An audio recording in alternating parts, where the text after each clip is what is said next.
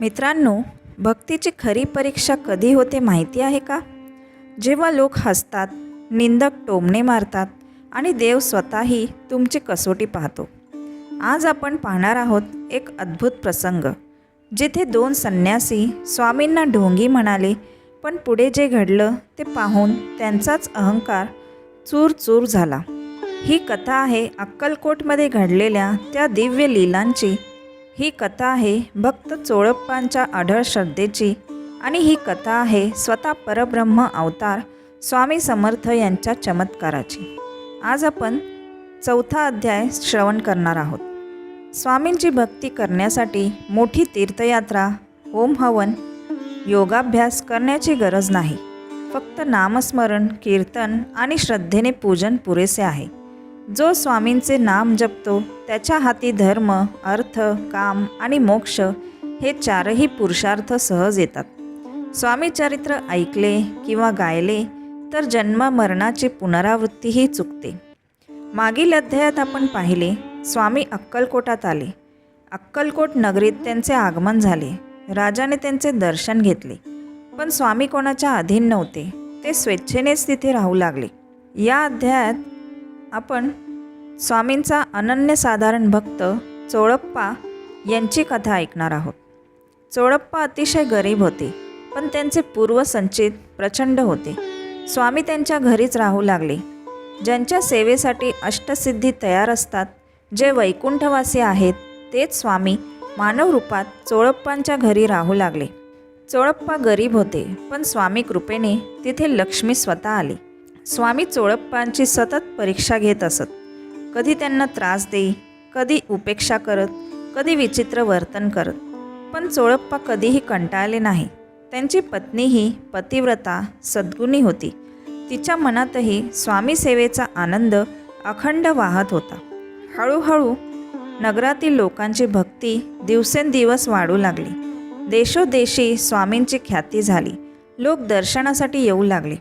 कोणी संपत्ती मागत असे, कोणी संतती, कोणी विवाहासाठी, तर कोणी संसार तापाने जळून आलेले. स्वामी कल्पवृक्षासारखे सर्वांच्या इच्छा पूर्ण करीत. ज्यांच्या चरणी दृढ भक्ती, त्यांना स्वामी कल्पतरू ठरले. पण जिथे महिमा असतो तिथे द्वेषही असतो. एके दिवशी 2 संन्यासी अक्कलकोटात आले. ते लोकांना म्हणू लागले, हा स्वामी ढोंगी आहे. जो भोग भोगतो तो साधू कसा? तुम्हाला वेड लागले का? ढोंग्याच्या पायावर डोके ठेवता? लोकांच्या श्रद्धेवर त्यांनी प्रश्नचिन्ह उभे केले. स्वामींना सर्व समजले. ते काही बोलले नाहीत. पण जेव्हा ते दोघे भेटायला आले तेव्हा स्वामी उठले आणि दुसऱ्या भक्ताच्या घरी गेले. दोन्ही संन्यासीही त्यांच्या मागे गेले. त्या भक्ताच्या घरी 3 जण पाटावर बसले. स्वामी मनात म्हणाले, आता यांना चमत्कार दाखवायचा. क्षणातच तिथे प्रचंड गर्दी झाली. लोक स्वामींचे दर्शन घेऊ लागले आणि स्वामींच्या नावाचा गजर सुरू झाला. तिथे कोणी पैसे ठेवले, कोणी फळे, कोणी विविध वस्तू. स्वामींच्या चरणी वाहिलेल्या वस्तूंचा ढीग साचू लागला. हे पाहून संन्यासी चकित झाले. क्षणभर त्यांचा वैरभाव कमी झाला. स्वामींनी ते सर्व अर्पण केलेले त्यांच्या पुढे लोटले. त्यांच्या तोंडाला पाणी सुटले. संन्यासी म्हणाले, आज दिवसभर उपवास आहे. आता यथेच्छ खायला मिळेल. इतक्यात सेवेकरी आले आणि सर्व वस्तू घेऊन गेले. संन्यासी भुकेने व्याकुळ झाले.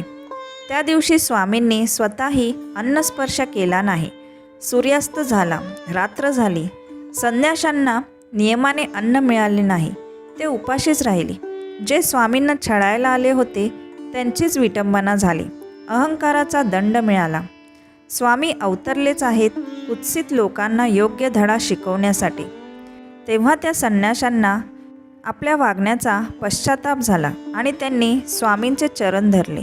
स्वामींची कीर्ती जगभर पसरली. त्यांची भक्ती वाढत गेली. कलियुगात श्रीपाद वल्लभांची भक्ती वाढणारच आणि त्यांचा अवतार म्हणजेच स्वामी समर्थ. मित्रांनो, या अध्यायातून आपल्याला काय शिकायला मिळते की देवाची परीक्षा घेऊ नका. निंदकांचा परिणाम शेवटी त्यांच्यावरच होतो. खऱ्या भक्ताला स्वामी कधीही सोडत नाहीत आणि अहंकाराचा अंत निश्चित असतो. जर तुमची श्रद्धा अढळ असेल तर स्वामी स्वतः तुमच्या पाठीशी उभे राहतातच. इथे 4था अध्याय समाप्त होतो. अक्कलकोट निवासी श्री स्वामी समर्थ महाराज की जय. श्री स्वामी समर्थ, श्री स्वामी समर्थ, श्री स्वामी समर्थ, श्री स्वामी समर्थ.